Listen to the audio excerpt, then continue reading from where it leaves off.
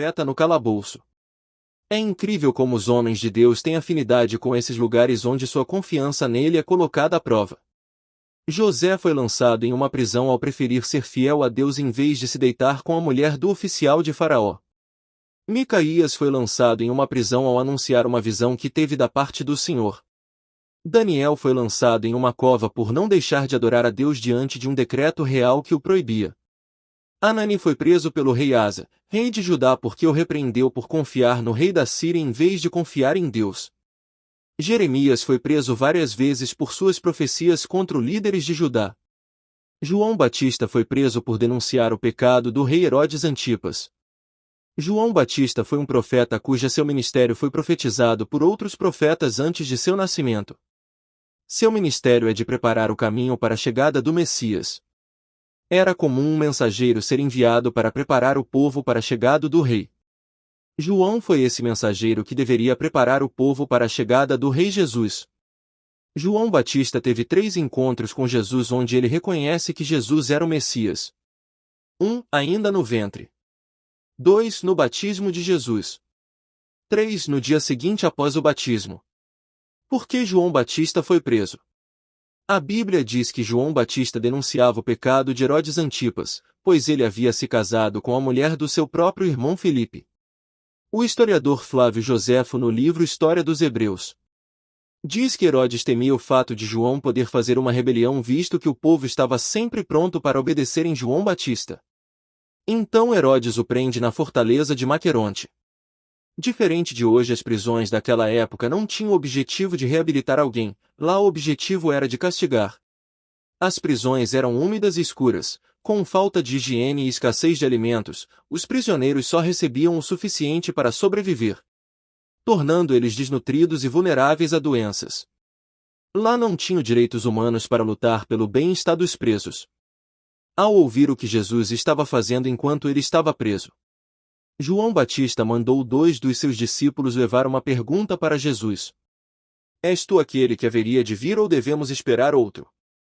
Era comum naquela época, antes de um rei chegar em uma cidade, ser enviado primeiro um mensageiro, para preparar o povo para a chegada do rei. Mas não era comum o mensageiro ser preso ou morto, pois ao fazer isso aquela cidade estava declarando guerra. E o rei responderia com guerra. Agora o mensageiro João Batista estava preso e o rei Jesus não estava fazendo nada com relação a isso. Era como se ele estivesse dizendo: por que o Senhor não está fazendo nada? Por que está demorando tanto para fazer alguma coisa? O Senhor é mesmo o rei que foi prometido? Ao ouvir o questionamento de João Batista por intermédio dos seus discípulos, Jesus cumpriu diante dos olhos deles a profecia de Isaías capítulo 35 e versículo 5. Afirmando assim que ele era realmente o Messias. E pede para que os discípulos de João Batista diga a ele o que os discípulos tinham visto e ouvido para confortar João Batista diante de sua situação difícil. Jesus manda uma mensagem junto com aquela afirmação de que ele era o Messias. E bem-aventurado aquele que em mim se não escandalizar, Lucas 7, 23. Na tradução da NTLH diz: felizes são aqueles que não duvidam de mim. Como todos os profetas que veio antes de João Batista, ele também não tinha revelação completa acerca do ministério terreno de Jesus. Como todos os judeus, João Batista também estava esperando um rei político, que venceria Roma e governaria sobre a nação de Israel. Jesus estava encorajando João Batista a permanecer confiando nele mesmo sem entender sua forma de agir. A confiança não está ligada ao conhecimento do plano completo e sim ao conhecer aquele que fez o plano. Assim como João Batista, somos levados a questionar o trabalhar de Deus, quando as coisas não saem como imaginamos, quando Deus não age como pensamos que ele iria agir. Perguntas permeiam nossos corações: por que Deus está demorando tanto? Por que ele não está fazendo nada? Onde ele está enquanto eu estou aqui sofrendo? Depois de tudo que abri mão para poder fazer a vontade dele, eu não imaginava que as coisas seriam assim.